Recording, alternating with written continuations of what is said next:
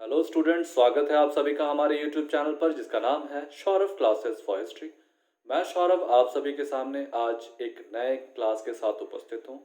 आज मैं MA semester 2 के बच्चों के लिए, जिनका सब्जेक्ट कोड है EC1 skill in history writing, इस पेपर से आज काफ़ी महत्वपूर्ण विषय आप लोगों के सामने लेकर उपस्थित हुआ हूँ। आज हमारे अध्ययन का जो विषय है वह है problem of authenticity and credibility, अर्थात विश्वसनीयता और प्रामाणिकता की समस्या। तो जैसा कि आप सब जानते हैं कि शोध कोई सरल कार्य तो है नहीं। शोध करने के लिए काफ़ी सारा श्रम, काफ़ी सारी मेहनत, काफ़ी सारी ऊर्जा और काफ़ी लगन और साधना की आवश्यकता होती है। इसी कार्य के दौरान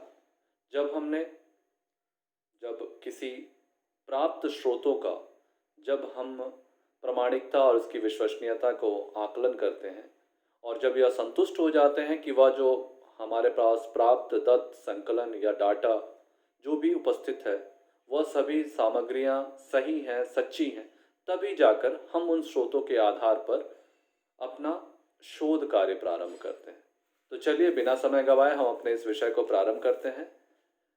शोधकर्ता एक ऐसा रचनाकार है जो नवीन तथ्यों को खोजकर उसकी नवीनता, मौलिकता और विश्वसनीयता की जांच कर उसे व्याख्यायित करता है और नवीन सिद्धांतों अथवा उसके परिवेश में तथ्यों को निरूपित करता है। प्रामाणिकता तथा विश्वसनीयता विश्वसनीय रचना के लिए ऐतिहासिक स्रोत एक अत्यधिक महत्वपूर्ण माध्यम है। ऐतिहासिक आंकड़ों को एकत्र करना कोई आसान कार्य नहीं होता। प्रामाणिक आंकड़े एकत्रित करने के लिए एक शोधार्थी को बहुत सी कठिनाइयों का सामना करना पड़ता है। इसके लिए प्राथमिक एवं द्वितीयक दोनों स्रोतों का उपयोग किया जाता है। वास्तव में ये स्रोत यहाँ वहाँ बिखरे हुए अनेक अधूरे प्रमाणों से लक्ष्य को प्राप्त करने का साधन है। वास्तव में वे केवल एक पुस्तक में उपलब्ध नहीं होते, अतः शोधार्थी को कड़ी मेहनत करनी पड़ती है और अपने शोध कार्य को पूर्ण करने के क्रम में प्राप्त संकलन के लिए पुरातत्व, शिलालेख तथा मुद्रा विषयक सामग्री का सहारा लेना पड़ता है।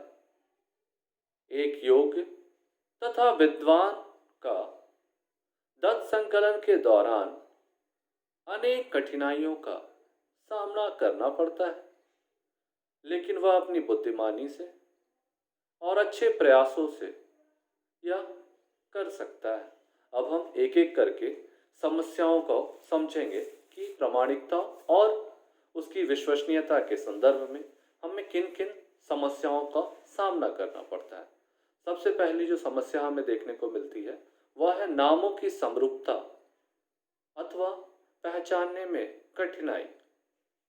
अर्थात जो भी हमें स्रोत प्राप्त होते हैं वो एक नाम से होते हैं, लेकिन उनको पहचानना काफ़ी कठिन कार्य होता है। एक विद्वान या शोधार्थी को जो स्वयं को तथ्य संकलन में लगाए है, कड़ी मेहनत की आवश्यकता होती है। उसे उपलब्ध संपूर्ण सामग्री को पढ़ना चाहिए। निसंदेह आंकड़ों के स्थानों के बहुत से नाम होते हैं जहां इतिहास की बहुत महत्वपूर्ण घटनाएं घटित हुई हैं, लेकिन आज के संदर्भ में उन्हें पहचानना बड़ा दुष्कर कार्य हो गया है। समय बीतने के साथ साथ स्थानों के नाम भी बदल दिए जाते हैं। कभी कभी व्यक्ति तथा स्थान का नाम समरूप होता है, लेकिन दूसरे स्थान पर वे एक दूसरे से भिन्नता रखते हैं। इसके अतिरिक्त प्रमुख शासकों तथा विद्वानों के नाम विभिन्न विद्वानों के विवरणों से भिन्न भिन्न होते हैं। अतः एक व्यक्ति को दत्त संकलन के कार्य में जो संलिप्त है, उसे संग्रहित सामग्री की सत्यता का पता लगाना काफी कठिन हो जाता है। इसकी दूसरी जो महत्वपूर्ण समस्या है वह है शोध सामग्री की अनुपलब्धता। समग्र ऐतिहासिक शोध सामग्री एक स्थान पर उपलब्ध नहीं होती और समय के साथ साथ इसमें से कुछ नष्ट भी हो जाती हैं। सामग्री का एक हिस्सा कीड़े मकोड़ों द्वारा खा लिया जाता है तो कुछ जमीन में मिट्टी से नष्ट हो जाती हैं। मौसम के चक्रीय परिवर्तन ऐसी सभी सामग्री को प्रायः नष्ट कर देती है। अतः खाली स्थान जो कि पूर्व के अभिलेखों के नष्ट होने के कारण पैदा हो गया, उसे भरने के लिए कड़ियों की स्थापित करने का कार्य शोधार्थी के लिए बहुत कठिन है। इसके अतिरिक्त मध्यकाल के समय समय पर भारत पर आक्रमण करने वाले विदेशी आक्रांताओं ने बड़ी मात्रा में शोध सामग्रियों को जला डाला या नष्ट कर दिया। कई ऐतिहासिक इमारतें जो तत्कालीन समय की कला और संस्कृति से संबंधित ज्ञान देती हैं, आक्रमणकारियों द्वारा मिट्टी में मिला दिए गए। इसके साथ ही कुछ विदेशी आक्रमणकारी कलात्मक वस्तुओं तथा साहित्य अपने देश में ले गए और उन्होंने कुछ अत्यंत महत्वपूर्ण शोध सामग्रियों से वंचित कर दिया। इसकी तीसरी जो महत्वपूर्ण समस्या है वह है लिपि के स्पष्टीकरण की समस्या। प्राचीन समय में छपाई खाने के न होने के कारण ऐतिहासिक घटनाओं को अभिलेखित करना कठिन कार्य होता था। इसके अतिरिक्त पत्थरों तथा ताम्रपत्रों पर खुदाई के कार्य आसान नहीं थे, इसलिए सारे आंकड़े अभिलेखित नहीं किए जा सके और बाद में उपलब्ध भी ना हो सके। कभी कभी आंकड़े ऐसी भाषा में अभिलेखित होते हैं जिन्हें अभी तक पढ़ा नहीं जा सका है, अतः ये विद्वान के लिए लाभप्रद सिद्ध नहीं हो पाते। इसकी चौथी जो महत्वपूर्ण समस्या है वह है व्यक्तिपरक लेखन। एक महत्वपूर्ण परेशानी शोधार्थी को यह होती है कि अभिलेखित और उपलब्ध स्रोत सामग्रियां व्यक्तिपरक होती हैं। प्राचीन तथा मध्यकाल में इतिहासकार तथा विद्वान शाही दरबारों के अत्यधिक निकट होते थे और जो कुछ लिखा जाता था या रचित होता था उसमें उनके संरक्षकों के अलावे और किसी का गुणगान नहीं किया जाता था। मुख्यतः उनका विवरण वास्तविकता से परे होता था। संरक्षण प्राप्त विद्वानों द्वारा तथ्यों और काल्पनिक सामग्री का इस तरह मिश्रण कर दिया जाता था कि शब्दों का अर्थ समझने और वास्तविक निष्कर्ष निकालने में कठिनाइयां होती थी। ठीक ऐसी समस्या अभी तक आधुनिक विद्वानों को निराश कर रही है। अति विकसित और आधुनिक देश के इतिहासकार गरीब देशों और उपनिवेशों की मार्मिक हालात बयां कर चुके हैं।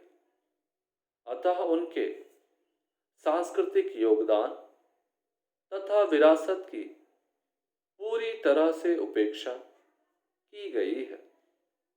अतः दत्त संकलन संदेह के घेरे में है। तथ्यों को स्थापित करने के क्रम में कैसे वास्तविक आंकड़ों का सही आकलन किया जाए, इसकी अगली जो महत्वपूर्ण समस्या है वह है बिखरे आंकड़ों की समस्या। सारे ऐतिहासिक आंकड़े एक स्थान पर उपलब्ध नहीं होते।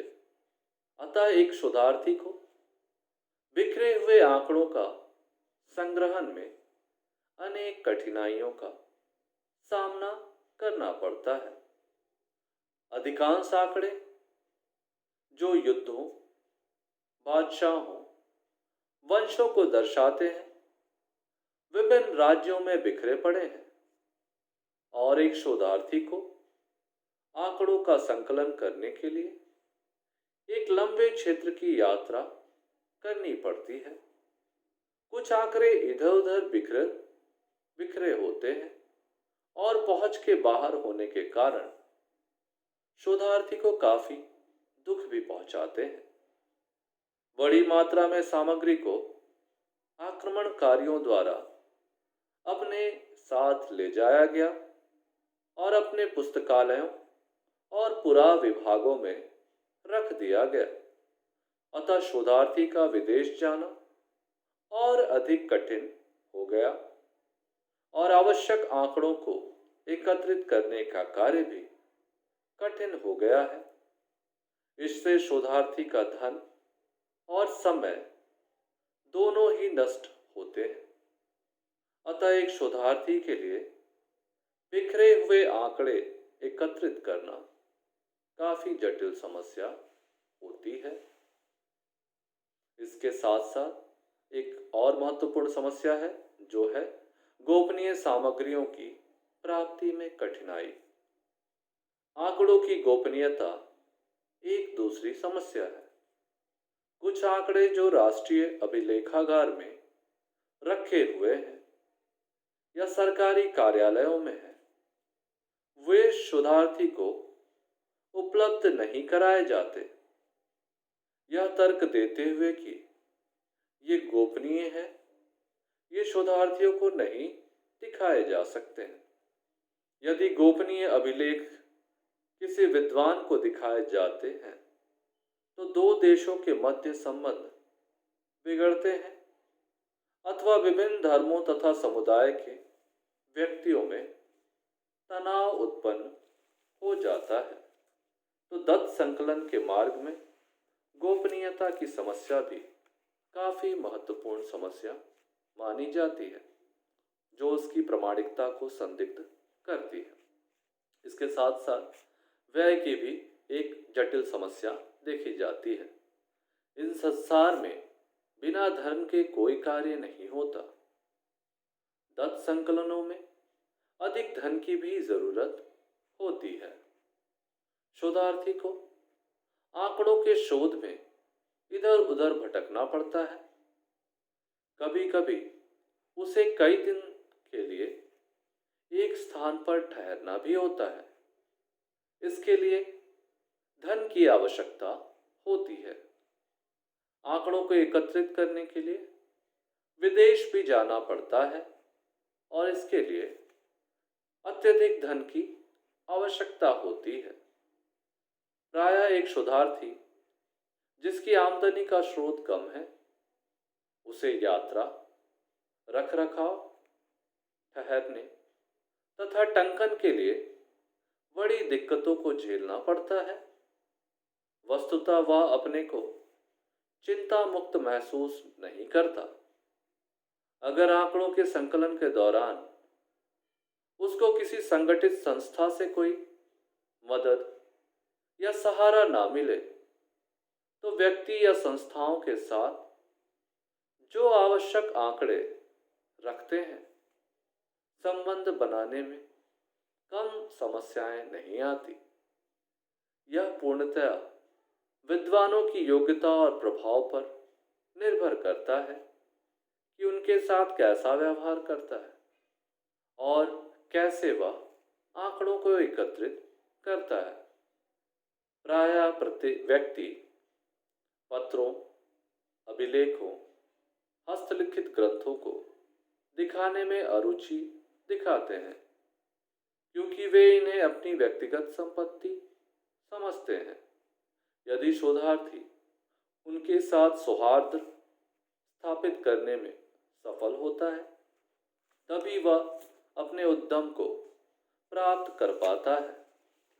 इस तरह से हमने देखा कि ऐतिहासिक स्रोतों की विश्वसनीयता और प्रामाणिकता को जांचने के लिए इतिहासकारों अथवा शोधार्थियों को अनेक समस्याओं का सामना करना पड़ता है, जहां एक और उसे सभी साक्ष्यों को प्राप्त करने के साथ साथ उसकी पुष्टि करनी पड़ती है कि वह पूरी तरह से प्रामाणिक है या नहीं है। उसकी नवीनता, उसकी जानकारी, उसकी ओरिजिनलिटी अर्थात उसका मूल स्रोत होना, यह भी उसके प्रामाणिकता के लिए एक कठिन कार्य होता है। लेकिन एक योग्य शोधार्थी इन सभी कठिनाइयों का सामना करते हुए प्राप्त स्रोतों के विश्वसनीयता और प्रामाणिकता को ज्ञात करके उसका अपनी शोध कार्यों में विश्लेषण करते हुए उसको संश्लेषित ज्ञान को अपने शोध कार्यों में प्रदर्शित करता है और नवीन तथ्यों को सभी के सामने उजागर करता है। तो इस प्रकार हमने देखा कि शोध के लिए किसी भी स्रोत की प्रामाणिकता और उसकी जो विश्वसनीयता है, उसकी अनेक समस्याएं हैं। उस समस्याओं के समाधान करते हुए एक योग्य शोधार्थी एक अच्छा शोध बनाने में सफल हो सकता है। तो आज के लिए बस इतना ही। हम अगले क्लास में फिर एक नए विषय के साथ आपके सामने उपस्थित होंगे। तब तक के लिए धन्यवाद।